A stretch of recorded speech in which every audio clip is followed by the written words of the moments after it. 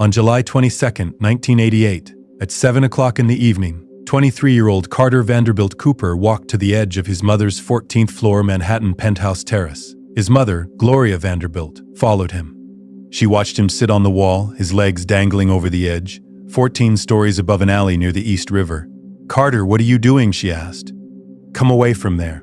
He didn't answer. He looked agitated, distracted, as he had been all day. His eyes were unfocused. He swung his legs like a child on a swing set. Gloria moved closer. "Carter, please. Come inside." He looked at her. Then he looked down. And then, with the precision of a gymnast, he swung himself over the wall and hung by his hands from the terrace edge. Gloria lunged forward. She reached for him. Her fingers brushed his. "Carter!" she screamed. For a few seconds he hung there, suspended between life and death. His mother watched, helpless, as her son's grip began to slip. Then he let go. Carter Vanderbilt Cooper, Princeton graduate, great-great-great-grandson of Cornelius Vanderbilt, the richest man in American history, fell 14 floors and died instantly. His mother stood on the terrace, staring down at the alley where her son's body lay. She would later say she kept seeing it replay in her mind like a movie, over and over, a loop she couldn't escape. Less than 100 years earlier, the Vanderbilt family had been worth more than the United States Treasury.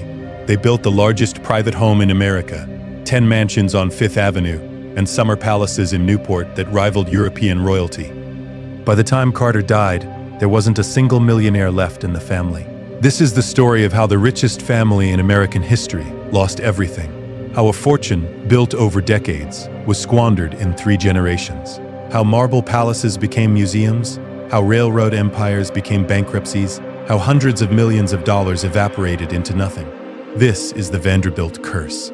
And it didn't begin with Carter Cooper falling from a terrace in 1988. It began on Staten Island in 1794, with a poor farmer's son who borrowed $100 from his mother to buy a boat.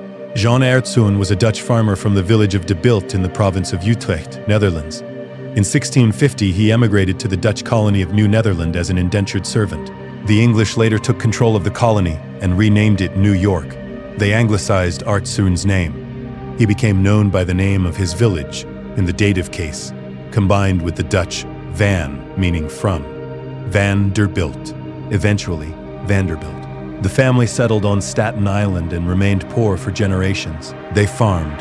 They ferried passengers and cargo across New York Harbor. They barely survived.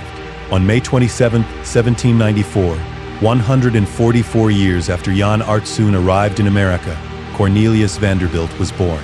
He was the 4th of 9 children.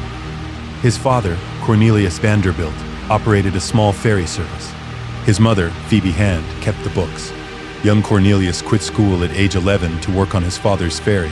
He was barely literate. He could read and write, but not well. Numbers, however, he understood perfectly. At age 16, Cornelius decided to start his own ferry business. He borrowed $100 from his mother. The story goes that she made him plow and plant an 8-acre field as collateral. After he finished the back-breaking work, she gave him the money. He bought a flat-bottomed sailboat called a periauger. He christened it the Swift Sure. Other ferry captains called him the Commodore as a joke.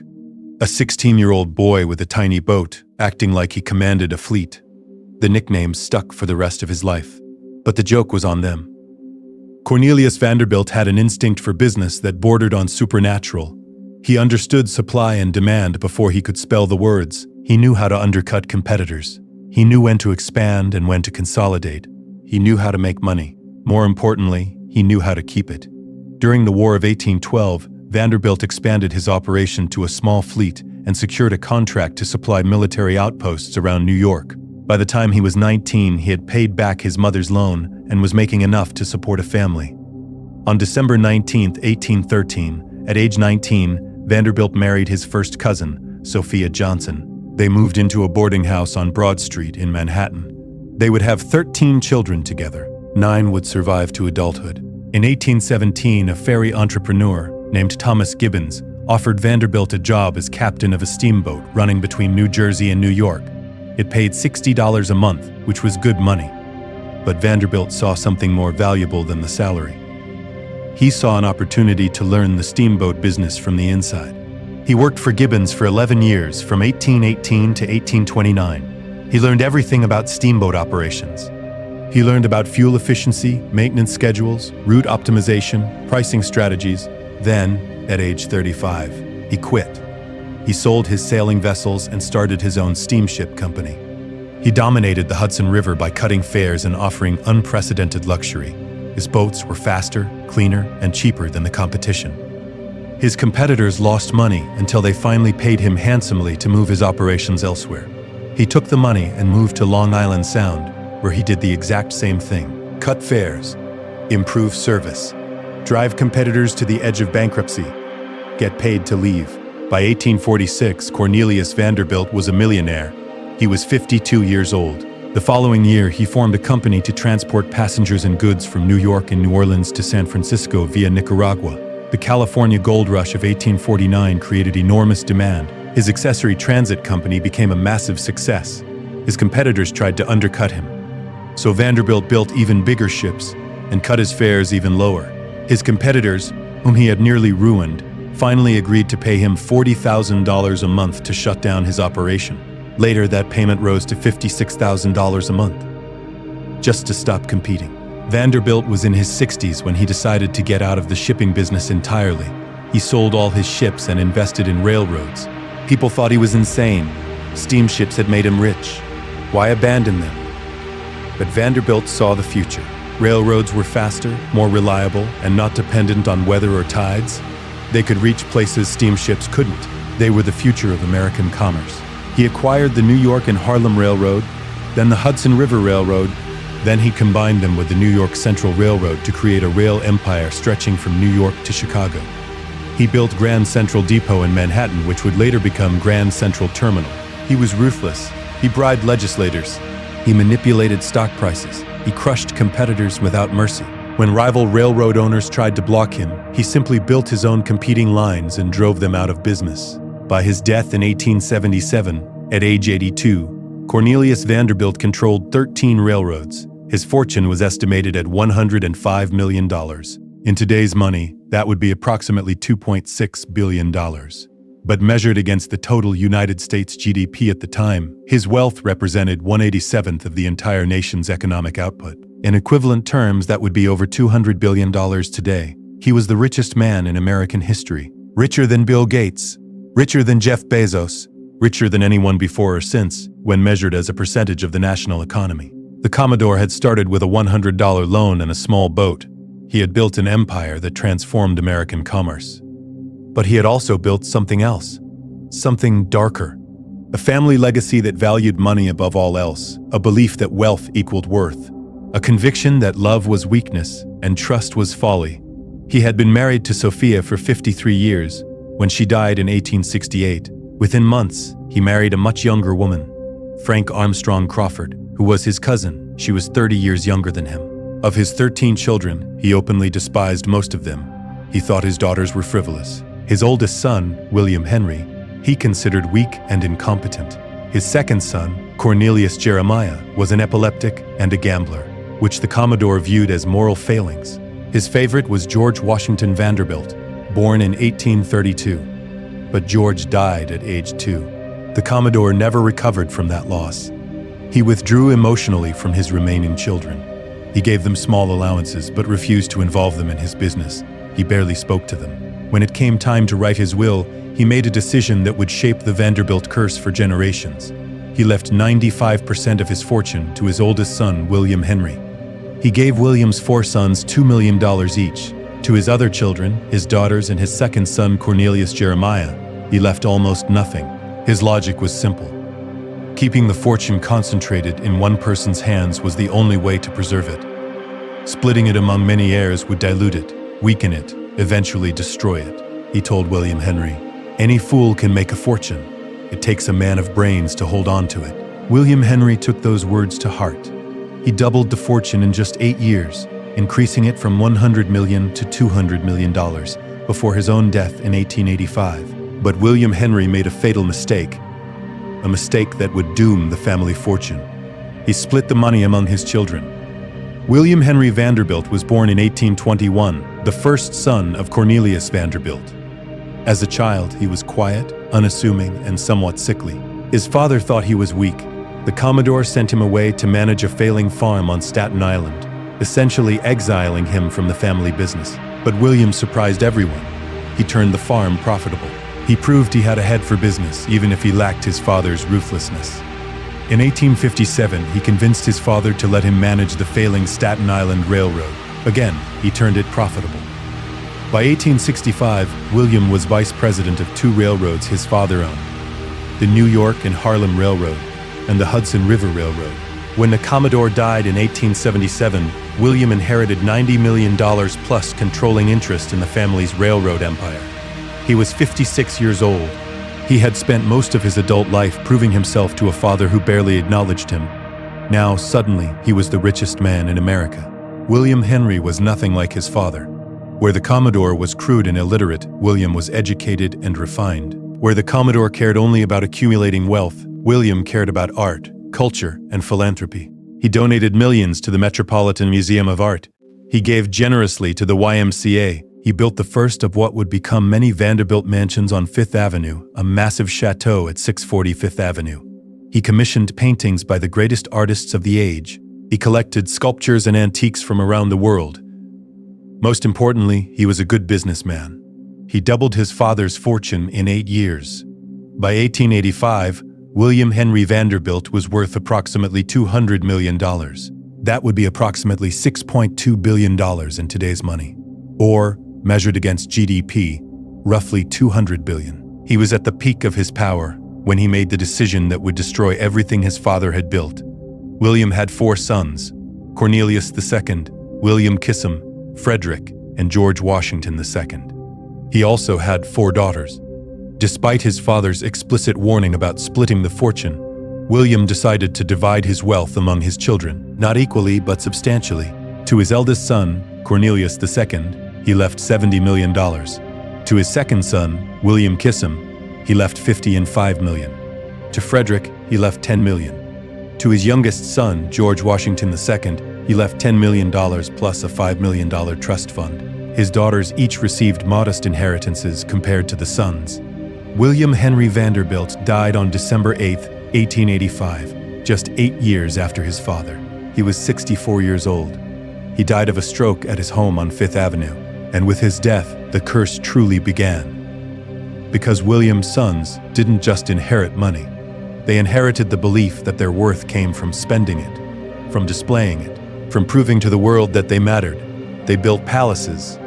They threw parties that cost hundreds of thousands of dollars. They competed with each other to see who could be more ostentatious. And they did it all without the business instinct that had built the fortune in the first place. Alva Erskine Smith was born in Mobile, Alabama on January 17, 1853. Her family spent summers in Newport, Rhode Island. During the Civil War, her family lost everything. They fled to Europe, where young Alva attended boarding school in France near Paris. She fell in love with French culture, French architecture, French everything. When her family returned to America, they were essentially broke. But Alva was beautiful, intelligent, and ambitious. And she had her eyes on the biggest prize in New York, a Vanderbilt. In 1875, at age 22, she married William Kissam Vanderbilt, the grandson of Cornelius Vanderbilt and the son of William Henry. Willie K, as he was known, was handsome, charming, and enormously wealthy. He was also far more interested in horses and yachts than in business. Alva, on the other hand, was obsessed with one thing: social status. New York society in the 1880s was ruled by the old money elite. Families like the Astors, who had been rich for generations, looked down on the Vanderbilts as nouveau riche, new money, unrefined, not worthy of association. Mrs. Caroline Astor, known simply as the Mrs. Astor, held a famous ball every year at her Fifth Avenue mansion. Her ballroom held exactly 400 people, which is why New York's social elite became known as the 400. The Vanderbilts were not invited. Alva decided to change that, and she knew exactly how to do it. In 1888, she convinced Willie K to build her a summer cottage in Newport, Rhode Island. But there was one condition. The house had to be in her name, alone. Willie agreed. It would be a birthday present for Alva's 39th birthday.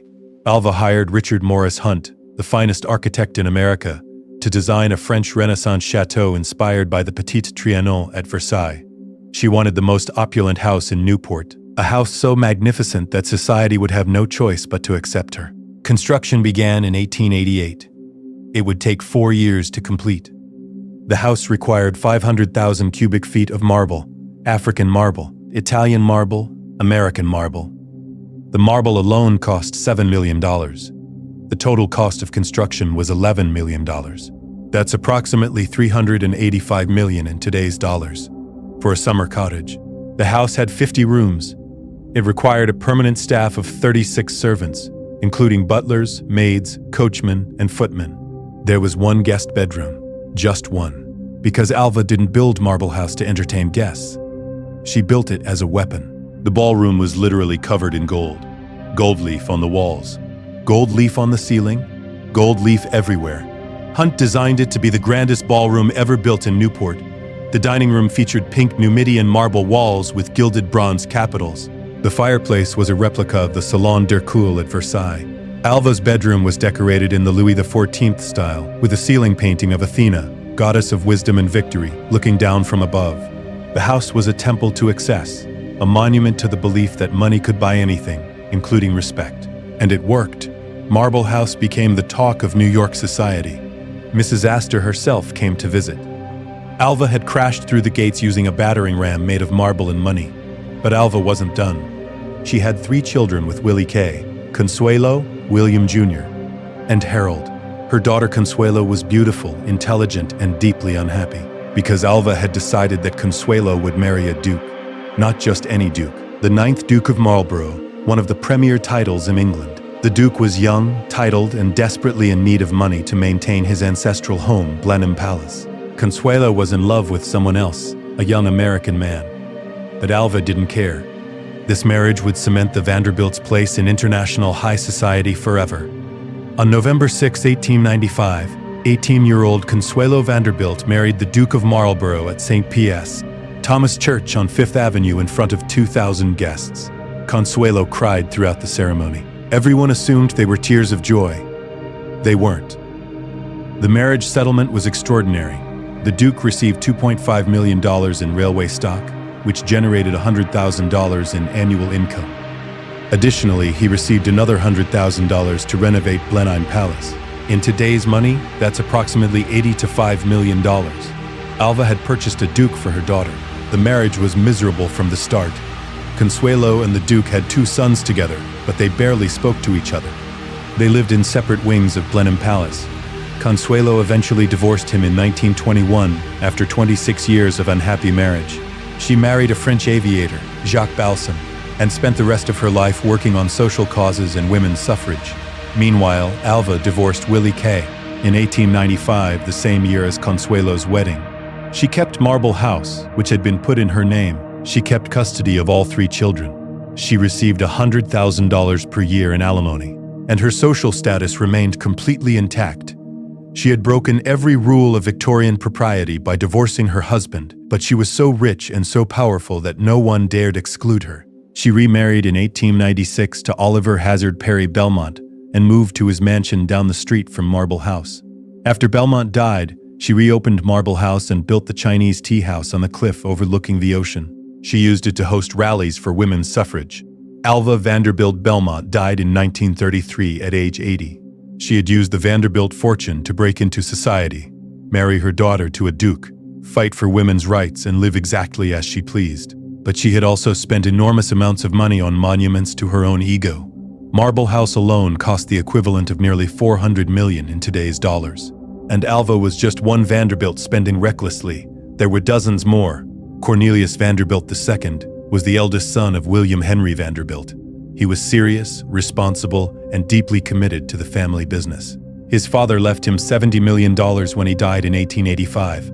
Cornelius used that money to expand the railroad empire and build even more magnificent homes than his father had. He built the largest private home in New York City at 1 West 57th Street.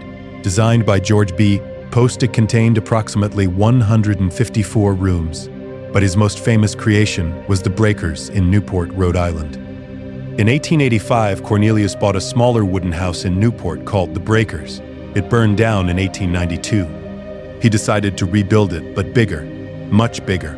He hired Richard Morris Hunt, the same architect who had designed Marble House for his brother's wife. Construction began in 1893. Hunt designed a 70-room Italian Renaissance palazzo. The house was built with fireproof materials after the original burned down. Steel girders, brick walls, marble and limestone everywhere. The construction took 2.5 years and required hundreds of artisans and craftsmen. Many were imported from Europe specifically for the project. Italian marble workers, French decorators, German wood carvers. The Great Hall is 45 feet high, with carved limestone walls and a massive fireplace. The dining room seats 34 people beneath a painted ceiling imported from Italy. The billiard room is finished entirely in multicolored marble. The music room features gilded doors and a ceiling painted with mythological scenes. Every bedroom has its own fireplace. Many have private bathrooms, which was extremely rare and luxurious in 1895. The house cost approximately $7 million to build. That's about $230 million in today's money, for a summer cottage that the family used for 8 to 10 weeks per year.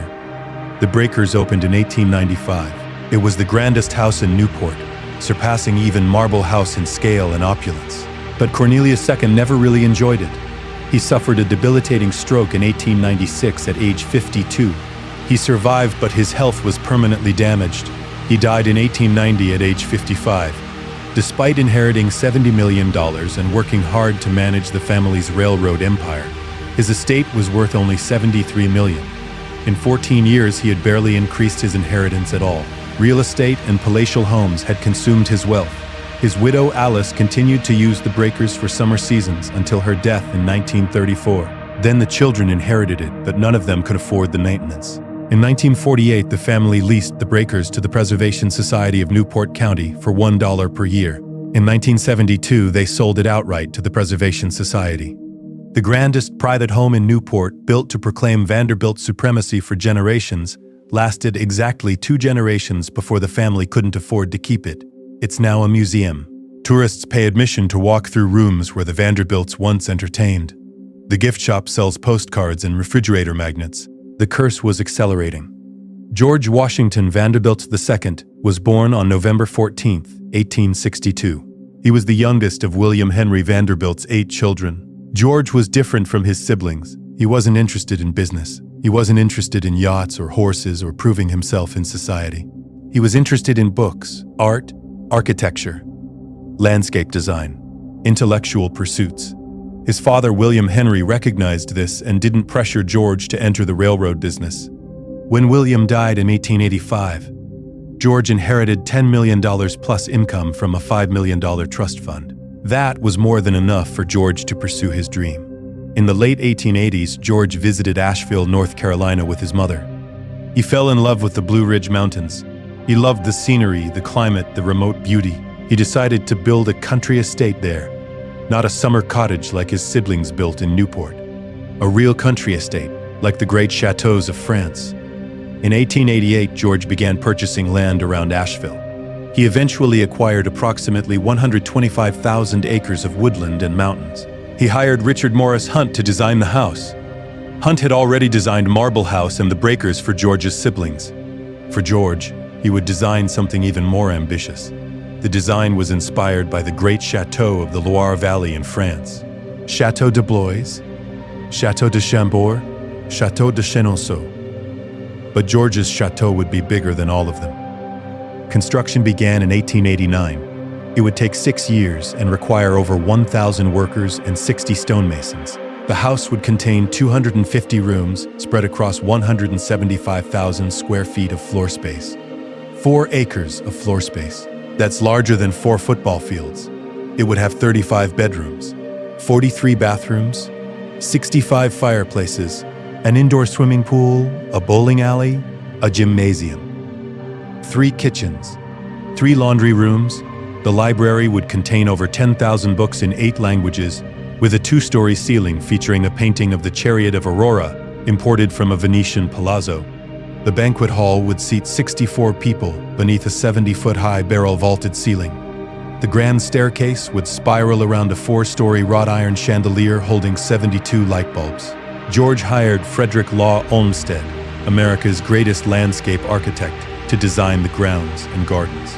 Olmsted had designed Central Park in New York. For Biltmore, he would create 75 acres of formal and informal gardens.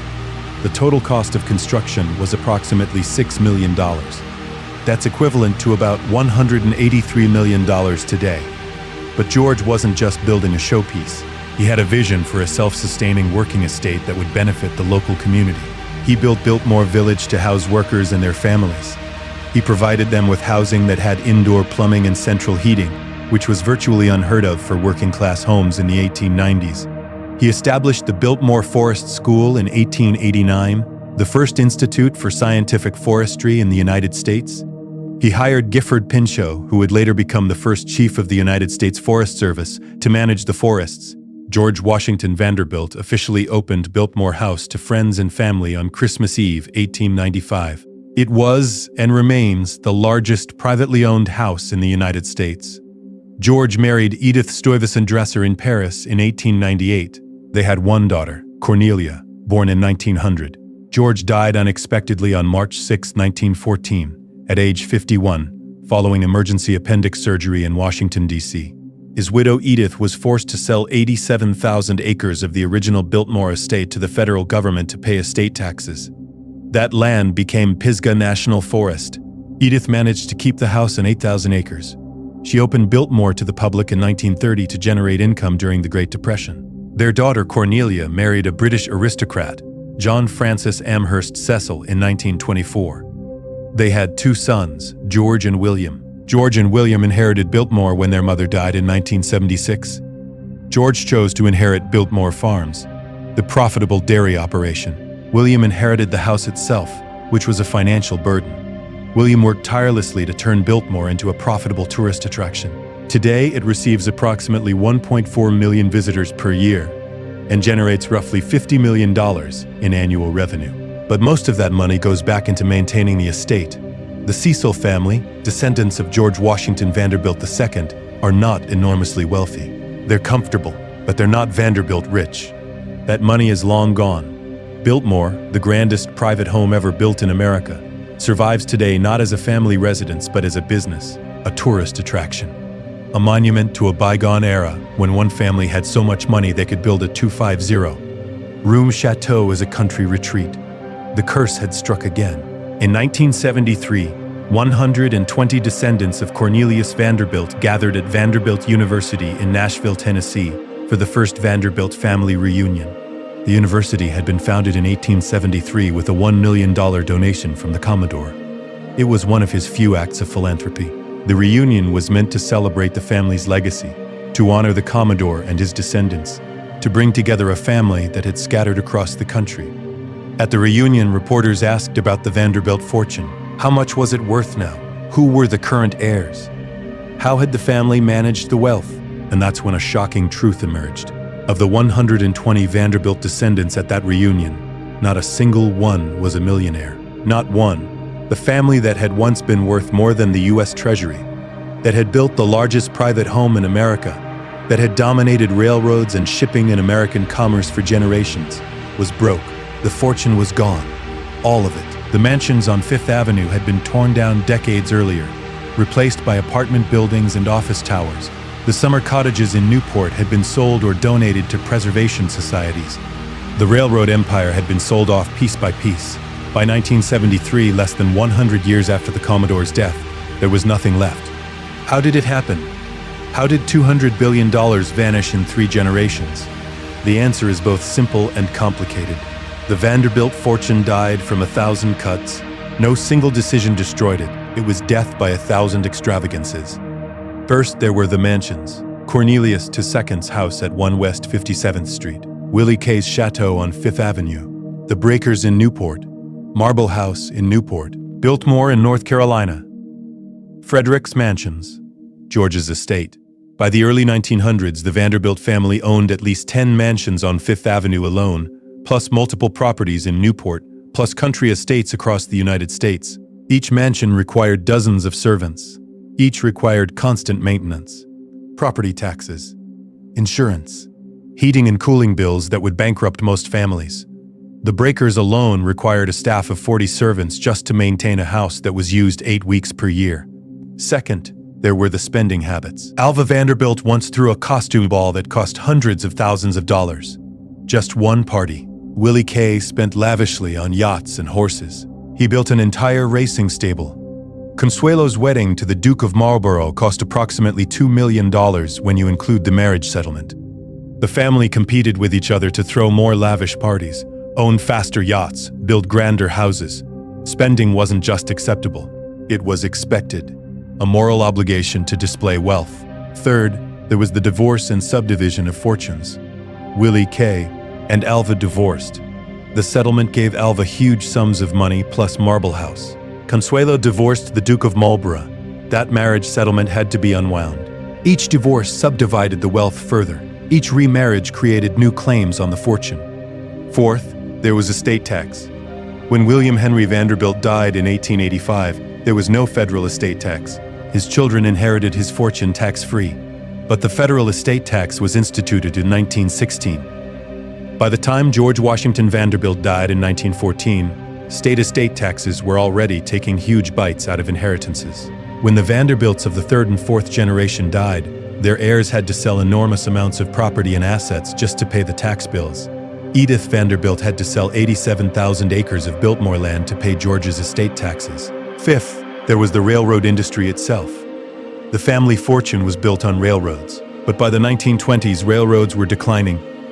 Automobiles and airplanes were the future. The New York Central Railroad, the crown jewel of the Vanderbilt Empire, went bankrupt in 1970. The government took over passenger services and created Amtrak. Instead of receiving a bailout like modern industries, the railroad was simply dissolved. The descendants who still held railroad stock saw it become worthless. Sixth, and most importantly, there was the lack of business acumen. The Commodore had an instinct for business that was almost mystical. William Henry doubled the fortune through smart management. But Cornelius II, while responsible, only maintained the fortune rather than growing it. Willie Kay had zero interest in business. Frederick dabbled in railroads but spent more time on his mansions. George Washington II never worked a day in the railroad business. By the third generation, the Vanderbilts were consumers, not creators. They spent wealth rather than generating it. They hired professional managers to run the railroads while they focused on yachts and balls and social climbing. And professional managers, no matter how skilled, can never care about a fortune the way an owner does. Seventh, there was the Great Depression. When the stock market crashed in 1929, the Vanderbilts lost enormous amounts in paper wealth. The real estate market collapsed. The value of their mansions plummeted. Maintaining the lifestyle became impossible. One by one, the Fifth Avenue mansions were sold and demolished. By 1947, every single Vanderbilt mansion in New York City had been torn down. All of them. Gone. Finally, there was the fundamental problem of inheritance itself. The Commodore had understood something his descendants forgot. Wealth must be concentrated to survive. He left 95% of his fortune to one son. That was the only way to preserve it. But William Henry split the fortune among 4 sons. Those sons split it among their children. Those children split it among their children. By the 4th generation, there were so many Vanderbilts claiming pieces of the fortune that each individual share was relatively small. And small fortunes are easy to spend. The Vanderbilt curse wasn't supernatural. It wasn't a hex or a punishment from God. It was mathematics. Simple, brutal mathematics. If you spend more than you earn, eventually you go broke. It doesn't matter if you start with $200 billion. Eventually, the money runs out. And for the Vanderbilts, it ran out in 1973. Gloria Laura Mercedes Morgan was born on February 20th, 1924, in a suite at the Lying-in Hospital in New York City. Her father was Reginald Claypool Vanderbilt, great-grandson of Cornelius Vanderbilt. Her mother was Gloria Morgan, a beautiful socialite from a family of very little means. Reginald was not a businessman. He was not particularly talented at anything except spending money and drinking alcohol. He had inherited approximately $7 million when his mother died. In today's money, that would be over $100 million. He spent it all on horses, on alcohol, on parties, on women. When little Gloria was 18 months old, her father died of cirrhosis at age 45. He left her a trust fund worth about $5 million.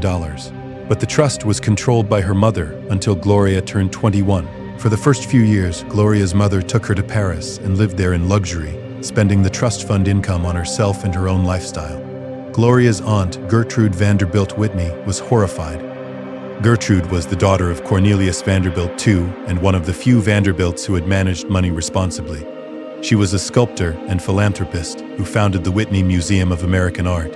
In 1934, when Gloria was 10 years old, Gertrude sued for custody, claiming that Gloria's mother was an unfit parent who was squandering the child's inheritance. The custody battle became a media sensation. It was called the Trial of the Century by newspapers. Reporters camped outside the courthouse. Every detail was splashed across front pages. 10-year-old Gloria testified that she wanted to live with her aunt, not her mother. Gertrude won custody. Gloria went to live with her aunt in a mansion filled with art and culture and discipline. Gloria later said she grew up not knowing she was a Vanderbilt, not understanding what the family name meant. She felt like an imposter, a poor relation living on charity. When Gloria turned 21 in 1945, she gained control of her trust fund. It was worth approximately $5 million, substantially less than it should have been due to her mother's spending. By this time, $5 million wasn't enough to maintain a Vanderbilt lifestyle. But Gloria didn't care about that. She wanted love, family, belonging, all the things she'd never had as a child. She married 4 times. The marriages were disasters. Her first husband, Pat DiCicco, was allegedly connected to the mob. He beat her. She later said he would bang her head against walls and give her black eyes. They divorced in 1945. Her second husband was Leopold Stokowski, a famous conductor 42 years her senior. They had 2 sons together, Leopold Stanislaus in 1950 and Christopher in 1952. They divorced in 1955. Her third husband was Sidney Lumet, the film director. That marriage lasted 7 years, ending in 1963. Her fourth husband was Wyatt Emery Cooper, a writer. Finally, Gloria found real love. Wyatt was kind, intelligent, attentive. They had 2 sons, Carter Vanderbilt Cooper, born in 1965, and Anderson Hayes Cooper, born in 1967. The marriage lasted 15 years, until Wyatt's death in 1978. He died on the operating table during open-heart surgery. He was 50 years old. Anderson Cooper, who was 10 at the time, later wrote that his father's death destroyed any sense of security he'd ever known. Gloria was 55 when Wyatt died. She had finally found happiness, and it was taken from her. She threw herself into her work. She had always been artistic, but now she became a fashion designer. She created Gloria Vanderbilt jeans, which became enormously popular in the 1980s. She designed home furnishings. She painted. She wrote books and memoirs. She made her own fortune, separate from the Vanderbilt inheritance.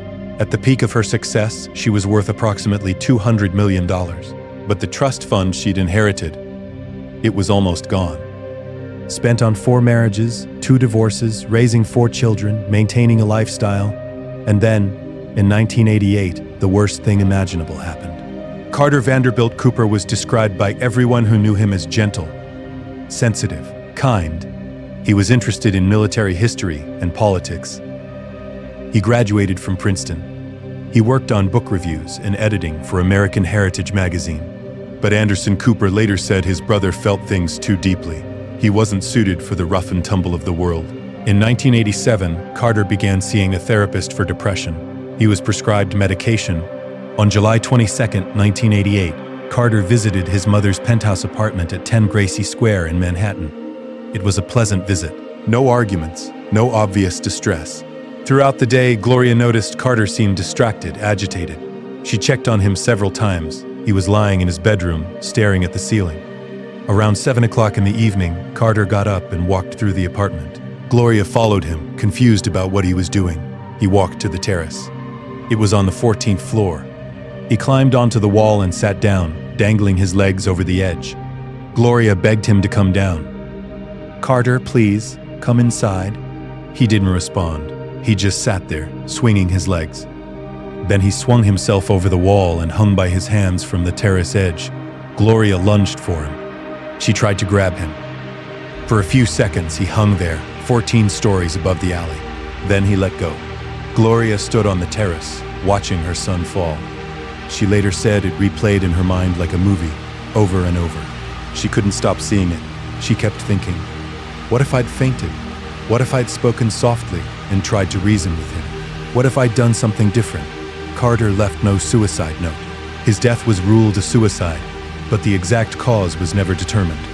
Gloria later wrote a book called A Mother's Story, in which she expressed her belief that Carter had experienced a psychotic episode induced by an allergic reaction to his asthma medication, salbutamol. But the truth is, no one knows why Carter jumped. Anderson Cooper was 21 when his brother died. He was in Vietnam on assignment as a young journalist when he got the call. He later said, "Loss is a theme that I think a lot about, and it's something in my work that I dwell on.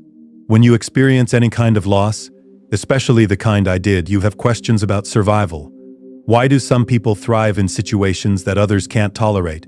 Would I be able to survive and get on in the world on my own?" Carter's death brought Gloria and Anderson closer together, but it also meant that holidays like Christmas were never the same. The first Christmas after Carter died, Gloria and Anderson went to a movie. Then they went to an automat for dinner. From that point on, they never celebrated Christmas again. Gloria Vanderbilt died on June 17, 2019, at age 95. She died at home, surrounded by family, after being diagnosed with advanced stomach cancer. Anderson Cooper, her only surviving son, gave a tribute on CNN. He said, "Gloria Vanderbilt died as she lived, on her own terms. Despite reports that she had been worth $200 million, Gloria's actual estate was valued at only $1.5 million when she died.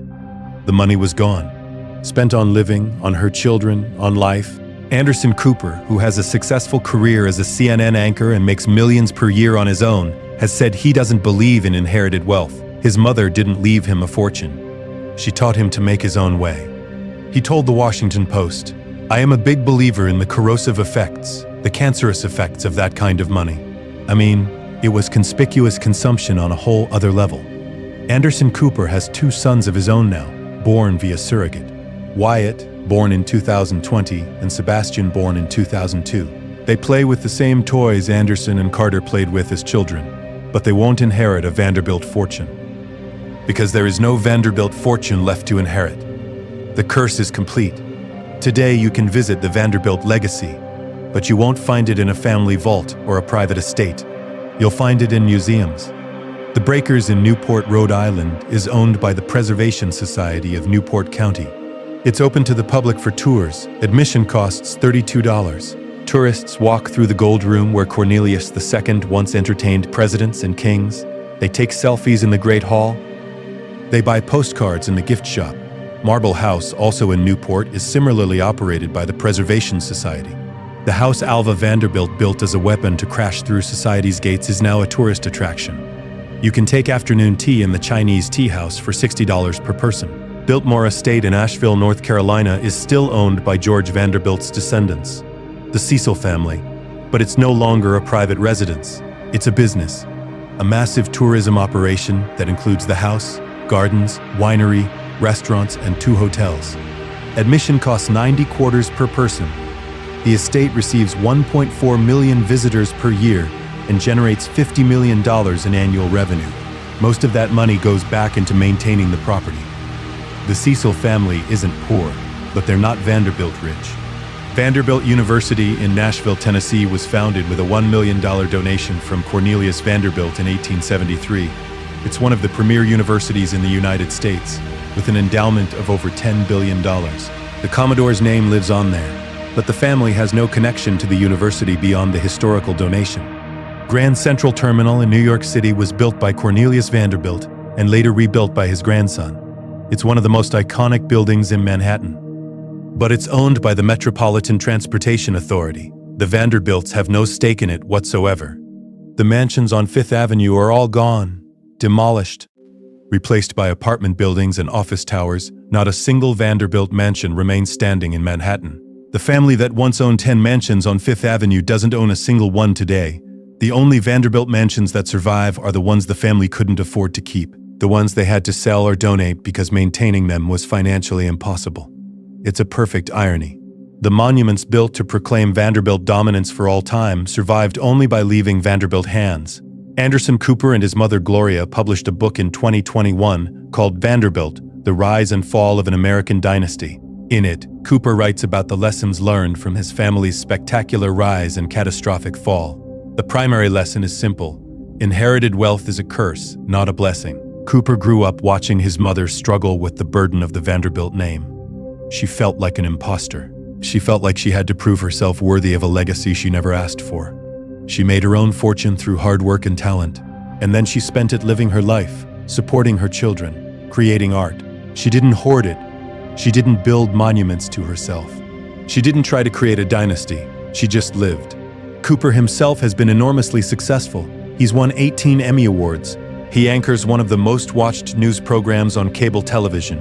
He's written best-selling books, and he's made his own money, lots of it. But he doesn't want his sons to inherit that wealth. He told Howard Stern, "I don't believe in passing on huge amounts of money. I think it's an initiative sucker. I think it's a curse." He's watched what inherited wealth did to his family. He knows what it cost them. His brother Carter, who never had to work but also never found purpose. His mother Gloria, who battled with feeling worthy her entire life. The generations before them, who built palaces they couldn't maintain and threw parties they couldn't afford. All the way back to Cornelius Vanderbilt, who died the richest man in America but had relationships so damaged that most of his children barely spoke to him. Money doesn't buy happiness. The Vanderbilts proved that beyond any doubt. It certainly doesn't buy family. Cornelius II and Willie K. were brothers who barely tolerated each other, competing to build bigger houses and throw more lavish parties. It doesn't buy love. Alva forced her daughter into a miserable marriage to a duke just to cement social status. It doesn't buy purpose. Carter Cooper, Princeton graduate and Vanderbilt heir, jumped from a 14th-floor terrace because he couldn't find a reason to keep living. The Vanderbilt curse wasn't mysterious, it was obvious. The curse was believing that money was the most important thing, that wealth equaled worth, that building monuments to yourself was more important than building relationships with the people you loved. Cornelius Vanderbilt built a $200 billion fortune. Within 3 generations, it was gone. But his great-great-great-grandson, Anderson Cooper, built something more valuable. A career based on talent and hard work. A family based on love rather than obligation. A life based on purpose rather than inherited privilege. And that, perhaps, is how you break a curse. In 1973, when 120 Vanderbilts gathered at Vanderbilt University and reporters discovered that none of them were millionaires, it was treated as a scandal, a cautionary tale. How could they have squandered such wealth? How could they have been so foolish? But perhaps the real question is, does it matter? The Commodore died in 1877 worth $105 million. In relative terms, that's $200 billion today. His descendants spent it all within 96 years. But what did they spend it on? They built Biltmore, which still stands today as the largest private home in America and employs hundreds of people. They built the Breakers and Marble House, which are now treasured historic landmarks visited by millions.